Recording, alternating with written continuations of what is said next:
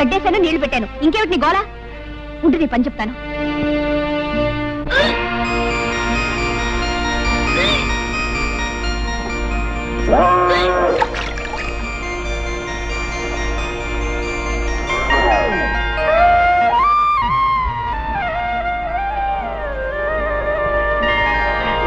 నీకడు బంగారం కాను.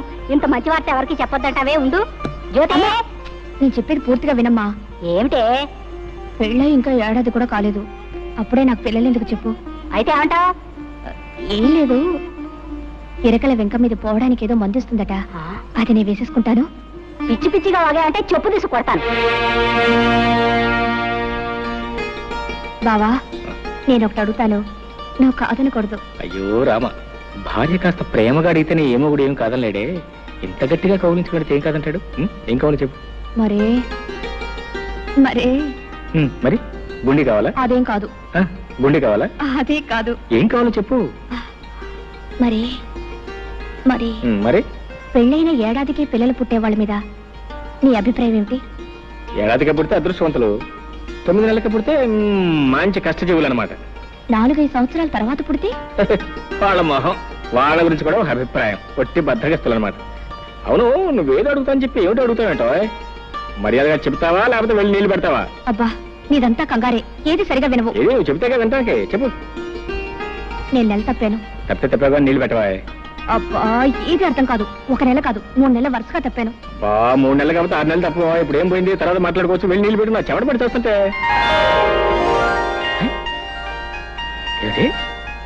వరుసగా 3 నెలలు తప్పానన్నావా? 3 నెలలు? అది కాదు బావా, నేను చెప్పేది కాస్త ఆలోచించు. ఏంటో ఆయన నువ్వు చెప్పేది నేను ఆలోచించేది. నొరబుసపడగా నిద్ర వస్తుంది. మరీ ఇంత తొందరగా పిల్లలు ఎందుకు చెప్పు. ఇంకా చిన్న పిల్లవి. అవును, ఈ మాట చెప్తే మీ అమ్మ ఏదో అందన్నావు, ఏమంది? చెప్పు తీసు కొడతానంది. ఏటో చెప్పు తీసు కొడతానంది. మీ అమ్మ కేవలం మాటల్లో ఉంది, నేను కొట్టి చూపిస్తాను అనుకున్నావు. ఏంటే ఏంటే ఏంటే? అయ్యో అయ్యో ఏంటే? ఈ మహారాజు గారికి మహాలక్ష్మి పుట్టింది. నా కూతురు పుట్టిందా? ఇదిగో ఈ 100 రూపాయలు తీసుకుని మీ ఇష్టం వచ్చిన సరదాలు ఏమైనా చేసుకోండి.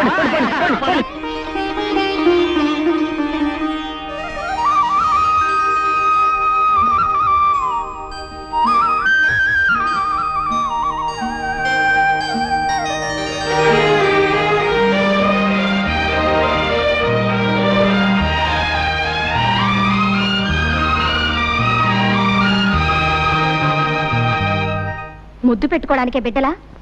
ఎలాగైతే కన్నావులే గొప్పగా. పిల్లకి స్నానం చేయించడం కూడా రాకపోతే ఎలా? ప్రతిరోజు ఎవరొస్తారు ఈ పనులన్నీ చేయడానికి? చిచి, ఇదంతా నాకు అలవాట్లేదు. ఆహా, నాకు మాత్రం ఉందా? నేనేమన్నా 5-6 కన్నానా?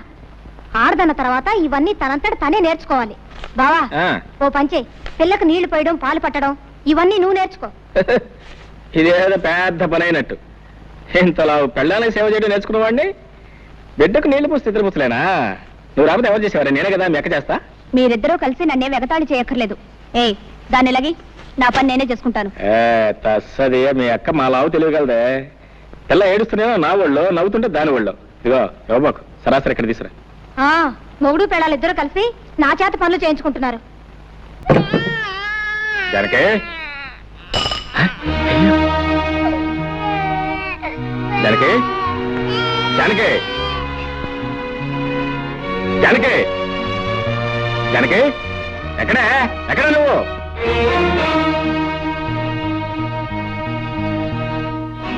ఎక్కడికి వెళ్ళావు? తాతయ్య గారింటికి వెళ్ళాను. ఈ శనిగ్రహం అప్పుడే లేచిపోయిందా? ఎవరు శనిగ్రహం? ఎవరు శనిగ్రహం? పసిబిడ్డను ఇంట్లో ఒంటరిగా వదిలిపెట్టి పెత్తనాలకు వెళ్ళిన చాలక ఇంకా శనిగ్రహం అంటున్నావా? శనిగ్రహం అని. నేను వెళ్ళేటప్పటికి నిద్రపోతుంది. అవును, నువ్వు వెళ్ళేటప్పుడు నిద్రపోతుందని నువ్వు ఇంటికి వచ్చే వరకు నిద్రపోతూనే ఉంటుంది అనుకున్నావా? నేను రావటం కొంచెం ఆలస్యం ఏమైతే తెలుసా? ఉయ్యాలంచి కింద పడేది. ఉయ్యాల నుంచి కాకపోతే మేడ నుంచి పడ్డానికి మనకి మేడలు లేవుగా. తప్పు చేసిన కాకుండా ఏమిటా పెడసరుపు సమాధానం? తాతయ్య కొంట్లో బాలేదు, అవన్నీ సర్దుకొని వచ్చేసరికి ఆలస్యమైంది. తాతయ్య తాతయ్య మాట్లాడితే తాతయ్య ఒకటి దొరికాడు. ఇదిగో, నీ తాతయ్య చాలా డబ్బున్నాడు. నువ్వు వెళ్ళినా వెళ్ళకపోయినా ఆయన చూసుకోవడానికి 10 మంది నౌకర్లు ఉన్నారు. నువ్వు ఆయన గురించి ప్రత్యేకంగా ఏం తాపత్రపడాల్సిన అవసరం లేదు. ఇదిగో చెప్తున్నాను, నువ్వు మళ్ళీ ఆ ఇంట్లో అడుగు పెట్టడానికి వీల్లేదు. ఎందుకు వీల్లేదు? వీల్లేదంతే. వెళ్తే ఏం చేస్తావు? పళ్ళు రాలగొడతాను.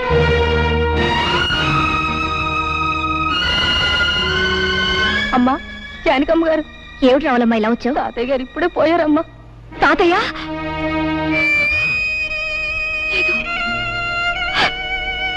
లేదు. తాతయ్య గారు పోయారు? అవును బాబు. ఎప్పుడు? ఇప్పుడే. సరే నువ్వు వెళ్ళి మేము వస్తాం. చూసేద్దాం పద. ఎందుకు? బ్రతికున్న మనిషిని చూడడానికి వెళ్తే పళ్ళు రాలగొడతానన్నావుగా, ఇప్పుడు ఆ శవాన్ని ఆఖరి చూపులు చూడడానికి వెళ్ళాలా? నీ మనసు ఇప్పుడు శాంతించిందా? నేను రాను, నువ్వు వెళ్ళు. నీ కూతురు కాపురం ముచ్చట్లు విన్నావా? ఏమిటండి? అల్లుడి మంచితనం చూసుకుని ఇష్టం వచ్చినట్టు పిచ్చి పిచ్చి వేషాలు వేస్తుందట. ఎవరు చెప్పారు మీకు? మన సంగతులు ఊరందరికీ తెలిసేదాకా మందాక రావు. ఒకసారి వెళ్ళి మందలించిరా. చిచి, వెధవ బ్రతికైపోయింది. ఓ సుఖం లేదు, సంతోషం లేదు. ఈ శనిగ్రహం ఏడుపుతను, మాయదారి వంటతోనూ నా ప్రాణాలు పోతున్నాయి. ఏయ్ నోర్మి, నోర్మి, ఎందుకలా ఏడుస్తున్నావు? ఎందుకు ఏడుస్తున్నావు? నిన్ను కొట్టేనండి చూడు. చాలా చాలేదా బడాయ్? నోరు లేని పసిదానికి నీ బెదిరింపులు తెలుస్తాయా? నోరెందుకు లేదు? పెంకులు ఎగిరిపోయేలా ఏడవడానికి పెద్ద నోరేసుకుని మరీ పుట్టింది. శని శని శనిగ్రహం అని. నోర్మై, పసిదాన్ని పట్టుకుని శని శని అంటావు, బుద్ధి లేదు నీకు? ఆడదన్న తర్వాత కాస్త ఓర్పు సహనం ఉండాలి. కానీ అవతల బారేస్తే ఎదుగుతారా? నేను నీలాగే చిరాకు పడి ఉంటే ఇంత దానివి అయ్యేదానివే. నేను దీనిలాగే ఏడ్చుంటే నీకు తెలిసేది. ఏడవలేదే పాపం, పక్క నవ్వుతూ ఉండేదానివి. దీనికంటే ఎక్కువే గొడవ చేసేదానివి. సర్లే, దీనికి పాలు పెట్టి నిద్రపుచ్చుతాను, వంట నాకు వచ్చి తీసుకెళ్ళు. అమ్మయ్యా, రక్షించావు. అమ్మా, సాయంత్రం దాకా తీసుకురాకు. పీడ వదిలింది. జానకమ్మ గారు, వస్తున్నా. జానకమ్మ గారు. ఏమిటి రావుడు ఇలా వచ్చావు? చిన్నబాబు గారి గురించి మీతో చెబుదామని వచ్చానమ్మా. ఏమిటో చెప్పు. పెద్దబాబు గారు పోయిన కాడి నుంచి చిన్నబాబు గారి పరిస్థితి ఏం బాగులేదమ్మా. 24 గంటలు తాగుతూ సరిగ్గా భోజనం కూడా చేయటం లేదమ్మా. మీరైనా వచ్చి కాస్త మందలించండి అమ్మా. నాకు తెలుసు జానకి, నువ్వు వస్తావని తెలుసు, నన్ను ఇలా అడుగుతావని తెలుసు. నేను తాగుడు మానేయాలి, పెళ్లి చేసుకోవాలి, అంతేగా? అవును. నిన్నొక ప్రశ్న అడుగుతాను, సమాధానం చెప్తావా? ఏమిటది? నువ్వు సుఖంగా సంతోషంగా కాపురం చేస్తున్నావా? నిజం చెప్పు. నాకు తెలుసు నువ్వు చెప్పలేవు. నిన్ను నువ్వు మోసం చేసుకుని అబద్ధం చెప్పలేవు. నీ కాపురం సుఖంగా లేదు. సందర్భం వచ్చింది కాబట్టి ఒక నిజం చెప్తాను. ఈ నిజం ఆ రోజే నేను నీకు చెప్పగలుగుంటే మన ఇద్దరి జీవితాలు వేరే విధంగా ఉండేవి. జానకి, నిన్ను నేను మనస్ఫూర్తిగా ప్రేమించాను. అంతేకాదు, ఈ రోజుకి ప్రేమిస్తూనే ఉన్నాను. చిన్నబాబు, ఏమిటిది? నువ్వు మాట్లాడేదేమిటో నీకు తెలుస్తుందా? నేను పెళ్ళైన దాన్ని, నాతో ఇలా మాట్లాడకూడదు. జానకి, నేను నిజం చెప్తున్నాను. నిజం చెప్పడానికి కూడా కొన్ని హద్దులుంటాయి. అవన్నీ ఆలోచించబట్టే నువ్వు నాకు తక్కకుండా పోయావు. ఆ పెళ్లి చేసుకుని నువ్వు సుఖపడింది లేదు. నువ్వు లేని నా జీవితానికి ఏ సుఖం లేదు. ఇక ఈ జీవితాలు ఇంతేనా? ఇంతే. ఇంతకన్నా చేసేదే ఉంది? ఉంది. దానికి మరో మార్గం ఉంది. చేస్తావా? ఏమిటిది? నాతో వచ్చేయి. ఎక్కడికైనా పోయి సుఖంగా బ్రతుకుదాం.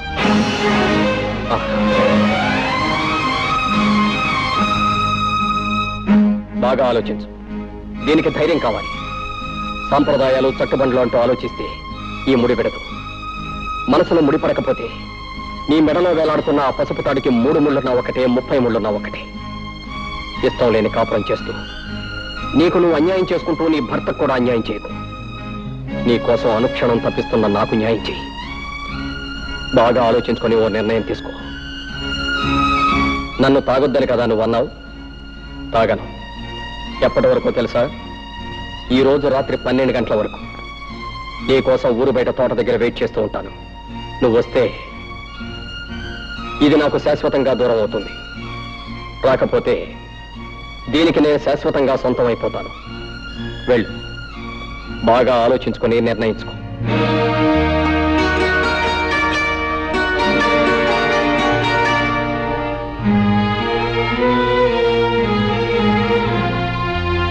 ఆగు జానకి, మురళి నీతో మాట్లాడినంత విన్నాను.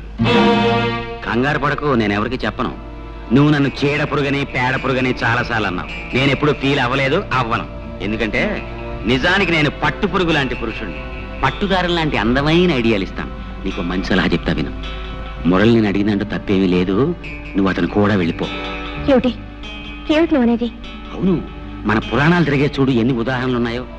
బృహస్పతి భార్య తార తన భర్త దగ్గర చదువుకోవడానికి వచ్చిన చంద్రుడితో లేచిపోయింది. ఆవిడ్ని పతివ్రత కాదన్నారా ఎవరన్నా? రాముడు కాలు తగిలి మళ్ళీ మనిషి అయిపోయిన అహల్య కథ మనందరికీ తెలుసు. ఆవిడ్ని పతివ్రత కాదన్నారు ఎవరన్నా? 5గురు భర్తల్ని సుఖపెట్టిన ద్రౌపదిని నువ్వు పతివ్రత కాదు అంటానికి ఈ దేశంలో దమ్ముందా ఎవరికన్నా? అంచేత మురళి అడిగిందంటూ తప్పేమీ లేదు. నువ్వు అతను కూడా వెళ్ళిపో. వ్యవసాయం చేసే మొగుడు, ఎప్పుడు ఏడ్చే పిల్ల, ఇదంతా ఓ పేడకల్లా మర్చిపో. ఈ బంధాలన్నీ తెంచుకుని స్వేచ్ఛగా ఎగిరిపో.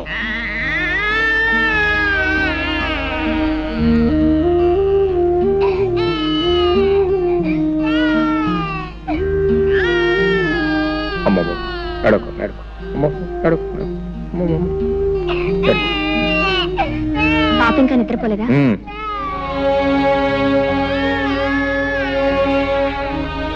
నువ్వు ఫోన్ చేసావా? నా భోజన సంగతి నీకెందుకు? నువ్వు వెళ్ళి భోంచే. నాకు ఆకలిగా లేదు. నీ ఇష్టం.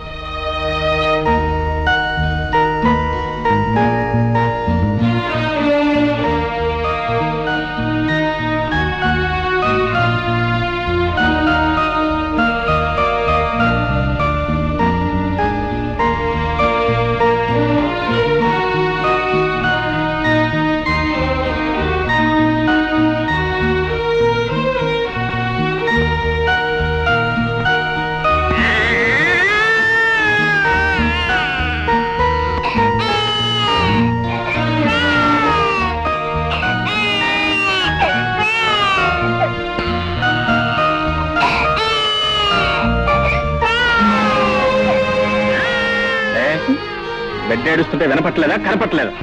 నేనేదో ఆలోచిస్తున్నాను. అయినా దానికి పనే ఉంది, ఏడవడం తప్ప. నర్మయ్, బిడ్డ కాస్త కదిలితేనే ఎంత నిద్రలో ఉన్న తల్లి కూడా ఉలిక్కి పెళ్లి వేస్తుంది. అలాంటిది కన్న బిడ్డ కళ్ళ ముందే ఒక్కపట్టి ఏడుస్తుంటే కదలకుండా మెదలకుండా రాయిలా కూర్చున్నావే. నువ్వు ఒక ఆడదానివేనా? నువ్వు ఒక తల్లివేనా? ఇప్పుడు ఏం కోపం మునిగిందని ఆ కేకలు? ఏదో ఆలోచనలో ఉంటే పట్టించుకోలేదు. అవునే, నువ్వేది పట్టించుకున్నావు? ఎప్పుడు పట్టించుకున్నావు? కన్న పెట్టికి ఒక్క పూట ప్రేమతో పాలిచ్చావా? లేదు. కట్టుకున్న మొగుడు నాకు ఒక్క పూట శ్రద్ధగా భోజనం పెట్టావా? లేదు. నీకు ఈ మొగుడు అక్కర్లేదు, ఈ సంసారం అక్కర్లేదు, ఏది అక్కర్లేదు. నీ ఆలోచనలు వేరు, ఆశలు వేరు, నీ కళ్ళే వేరు. అవును అవును అవును, నా ఆలోచనలు, ఆశలు, కళలు అన్నీ వేరు. నిన్ను పెళ్లి చేసుకుని నేను సుఖపడిందేమిటి?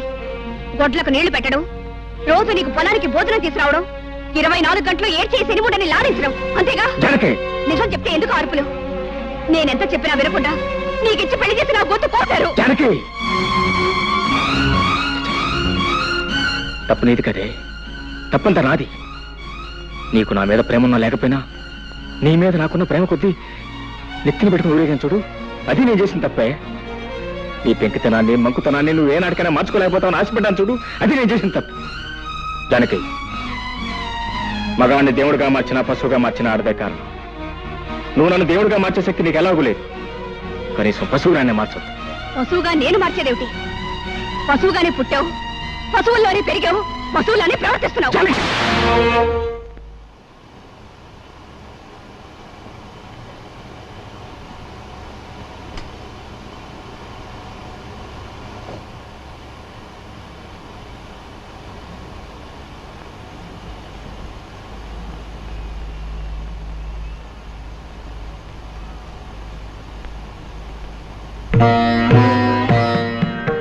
మనసులో ముడిపడకపోయిన తర్వాత నీ మెళ్ళో వేలాడుతున్న పసుపు తాడుకు 3 ముళ్ళున్నా ఒకటే, 30 ముళ్ళున్నా ఒకటే.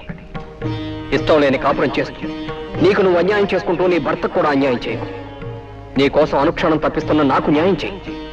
పురాణాలు తిరగేస్తుడు బృహస్పతి భార్య తారేం చేసి భర్త దగ్గర చదువుకోవడానికి వచ్చిన చంద్రుడితో లేచిపోయింది. ఆవిడ్ని పతివ్రత కాదన్నారా ఎవరన్నా?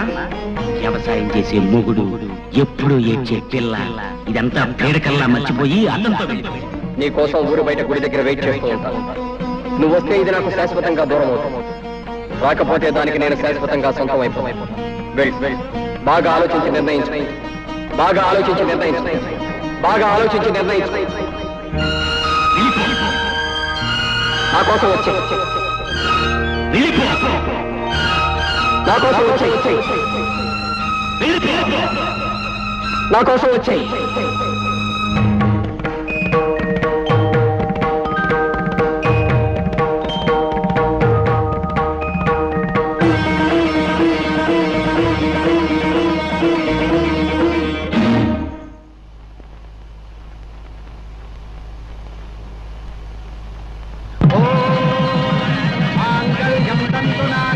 మమ జీవన హేతునా శుభగే త్వం దేవ శరదాం శతం సర్వమంగళ మాంగళ్యే శివే సర్వార్థ సాధకే శరణ్యే త్ర్యంబకే దేవే నారాయణి నమోస్తుతే.